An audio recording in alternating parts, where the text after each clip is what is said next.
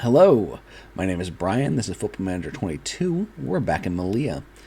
Looking in on the club vision screen, I have untouchable job security. We are playing possession soccer. We are playing high tempo pressing soccer.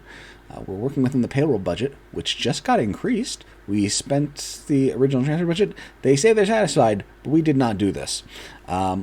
We are currently competitive in the Champions League. We are in the top half of La Liga. The Copa del Rey hasn't fired off yet, and the Supercopa de España isn't important. I should probably look into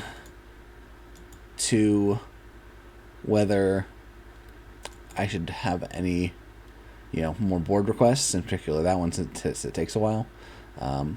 Increasing the junior budget or youth recruitment takes less time. But yeah, I'll get those requests done after the stream, after the recording, whatever you want to call it. So here is where we're at. We are currently in 4th place in La Liga, 33 points. It is a very close thing, other than Real Madrid running away with it a little bit. This is through 16 games, so closing in on half of a year, but not quite. We are 10-3-3, a point back of Barcelona, 2 points back of Real Sociedad, a point ahead of Atletico Madrid, 2 points ahead of both Valencia and Almeria. So it is a very tight pack for everything that isn't the title. The schedule's been frustrating, and I think it's hurt us. So I think our defense just hasn't been as good as it was last year. Our offense is very good still, but yeah. Over here in the Champions League, as you can see, we have already qualified. I would have recorded last episode, but I didn't expect a result. I didn't expect us to qualify. Tottenham played Feyenoord, and if Tottenham won, they'd be on 9 points, and so it's like, okay, well, we're playing Tottenham. They win, Benfica wins, and suddenly it gets all messy. But Tottenham lost to Feyenoord, so yeah, we're clearly through. The question is, what are we through on qualifying 1 or qualifying 2? We have a road trip against Tottenham here, while Benfica has Feyenoord. If we get a win or a draw, we are Q1, and if Benfica gets a draw or a loss, we are Q1. And it's possible that we're Q1 no matter what, even with a loss and a Benfica win. We split games with Benfica. They are our one loss. So if it goes to goal differential against Benfica, we actually win that because we killed them dead in our last game. We got very angry from what we did through the season. So let's take a look at who's going through already. Barcelona and Stuttgart, PSG and Liverpool, Juventus and Man United, Hertha Berlin and Inter. Right now Benfica would be the only non-Big Five team going through.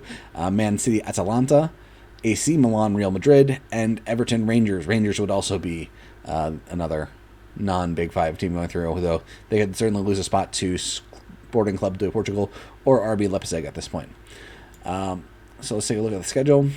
We've had no transfers or anything. Obviously, the window closed right on the last video, so that was this 0-0 draw with Barcelona. So we've had a lot of games since then. A win over Bilbao, win over Tottenham.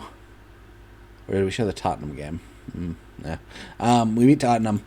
We drew Valencia at home. That was frustrating. We were the better side. We won on the road against Osasuna. Then we lost to Almeria on the road. Almeria is a much better team this year. They are up in that tier, but it was frustrating to lose to them nonetheless. If yellow cards are good, we did well in that game. And then we lost to Benfica on the road, which, worried me a little. Benfica is obviously a good side, but it was a road game. Here we had 6 straight road games, which was part of the scheduling issue. We came back with a win over Elche, who's kind of not a good team, but then we lost to Granada, who's mid at best. Antonio Rule really went off. We did bounce back with a win at Feyenoord, 1-0. Then we beat Atletico Madrid at home. We beat Sevilla at home. We beat Feyenoord at home. Much better than we did on the road. Unfortunately, then we had 2 really tough road games. Real Madrid and Real Sociedad are 1 and 2 in the standings. We lost to Madrid. We drew Sociedad. And we've been on a 4-game home streak since then, and it has been largely dominant. As in, we killed Benfica dead, 8-0. Scored in the first minute, scored in the 89th minute, scored in 6 other minutes between them. They had someone sent off in the 48th minute. We beat Espanyol 4-0. We beat Celta 1-0, and then we just beat Real Zaragoza 7-0. And again, it was kind of like the Benfica win. Goals in the third. We didn't really have a late goal in this one. I think our last goal was the 59th minute, which got a player sent off. So that was the same. So now we have this road trip to Tottenham to seal up the Champions League standings. The team is pretty exhausted in terms of match load.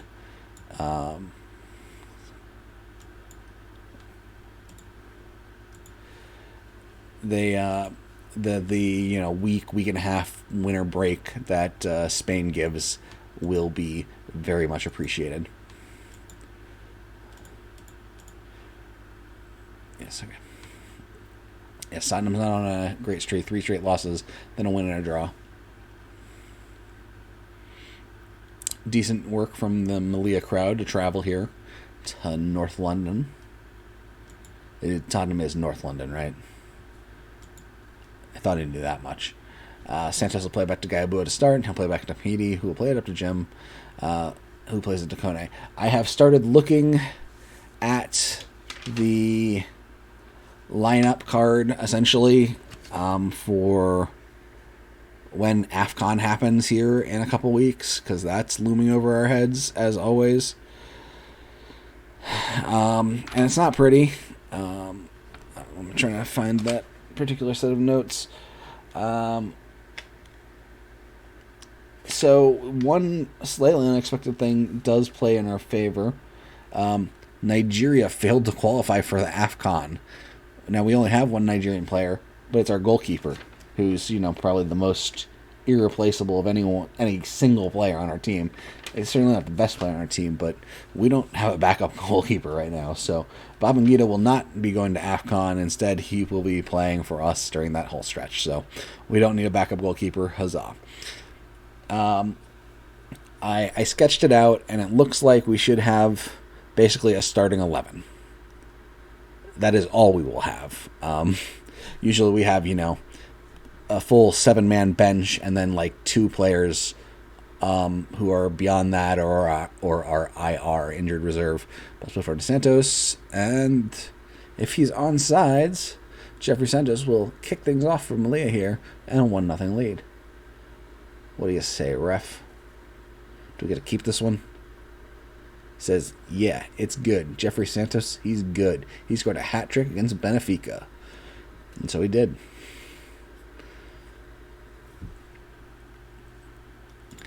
So based on who will likely get called away to the national teams that are in AFCON, we will be able to play Boyamo at left back.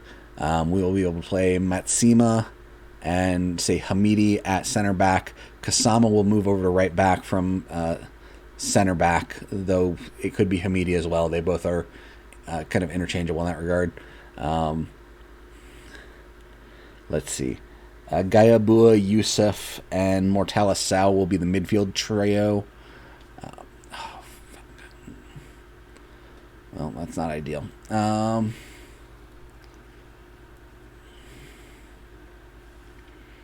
right, who we got for the right wing? Not many people. Bring in Sergio Kone and swap Sanchez and Kone. That's what we'll do. Well, that might change things. And then the attacking positions on the left wing.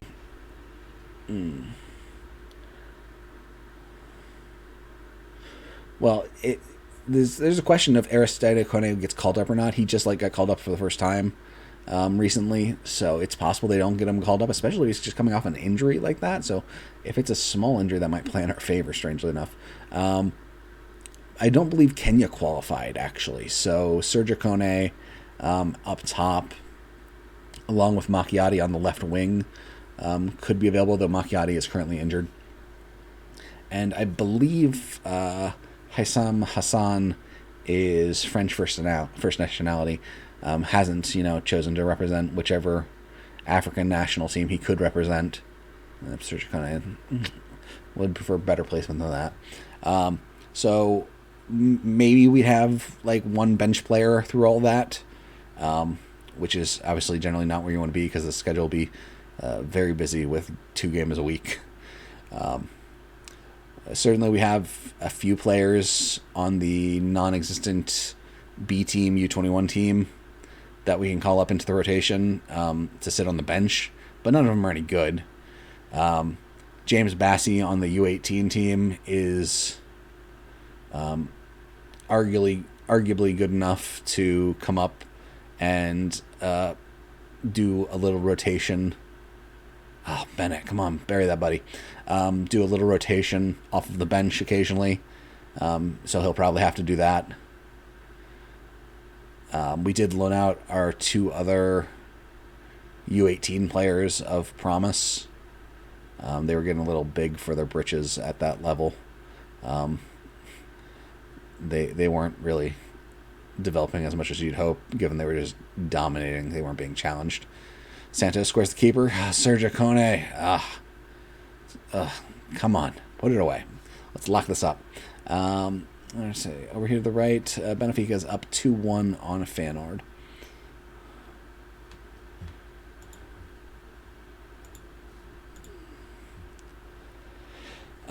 Let's see what else about this window. So Innocent Makalane will almost certainly not be with Sporting Kansas City after this winter transfer window.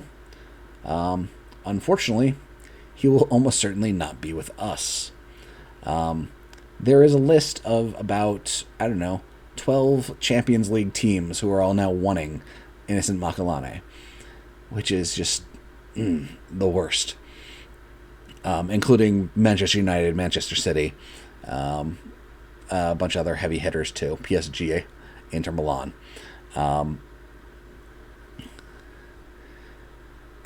So, it's frustrating. I've known about this kid for 2 years now, basically, and tried to get him on my team this whole time. Been completely resistant, chose to go to Sporting Kansas City over come and play for us. And now, when finally everyone realizes, like, oh, hey, we should get this kid, all the heavy hitters are going to come in. And, the release clause bit doesn't matter because we could meet, that means everyone's just going to pay the same $7.2 million to Sporting Kansas City. And I don't think the other teams are going to come in with, like, absurd contracts. We could match any contract they offer or do better. And we'd be willing to promise, like, playing time immediately where, City and United, he's a 19-year-old. As good as he is, I don't think he's good enough that they're going to play him. But he doesn't think we're a good enough team. Love that. So he's really not willing to sign with us.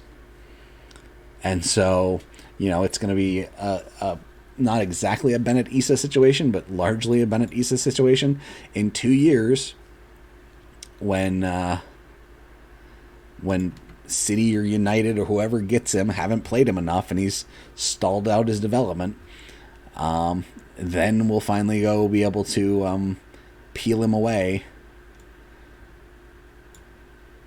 from where he's at for way more money, probably $30 million. If I still want to pay that much for him at that point. If I'm still playing the save at that point.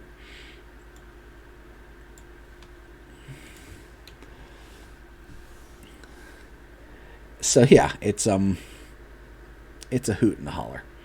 That's all I'll say. It's just very frustrating that we did the right thing. We scouted out a very good wonder kid, and we were ready for him. We were willing to pay him both fee and a comparable salary, a reasonable salary.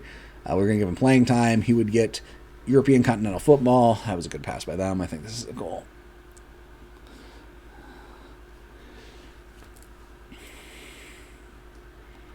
No, okay. Let's see. 14, yep. No, okay. Cuts in there.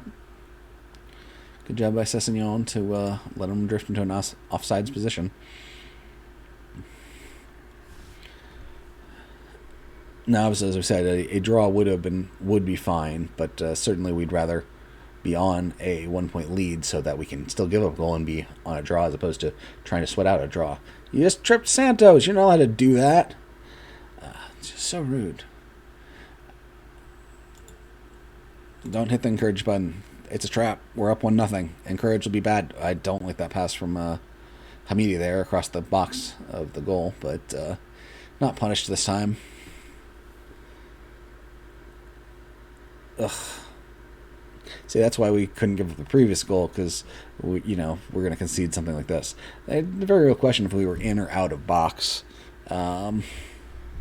Like, our guy wasn't in the box, but their guy, was he? Apparently he was.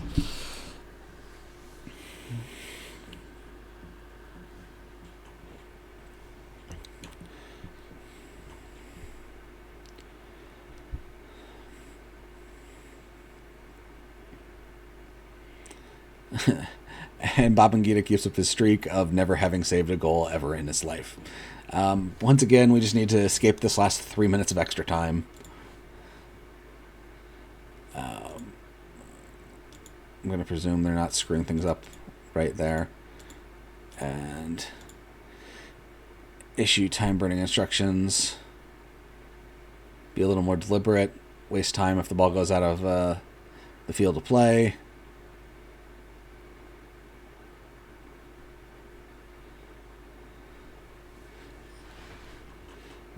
Get very worried here. Okay.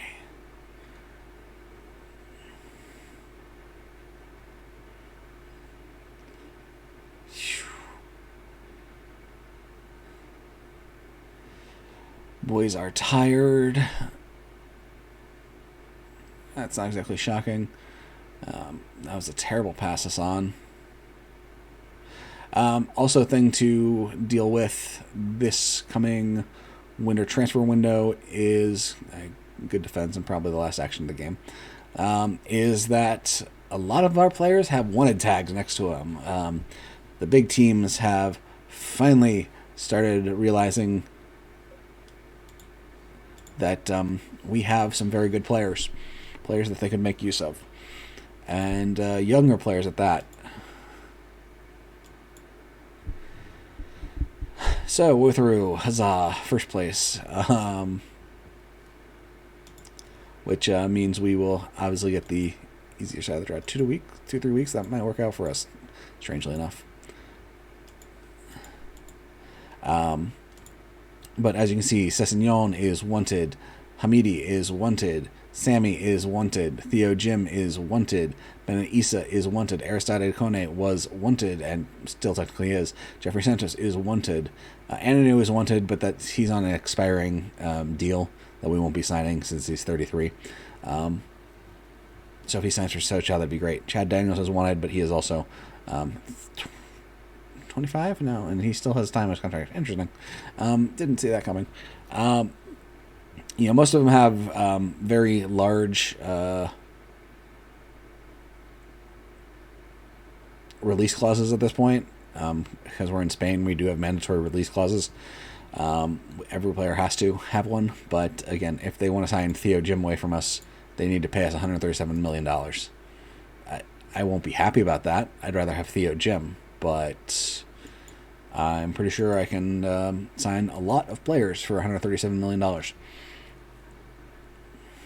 Players who'd previously been off market. So yeah, I'm trying to work through if I can find some loans who will help me bridge the gap over January in particular. If I need to make any transfers, given we will be going down to a skeleton crew come AFCON. But yeah, we are through in the Champions League for the first time, the Champions League knockouts. So that's great. Let's see, are all these matches done?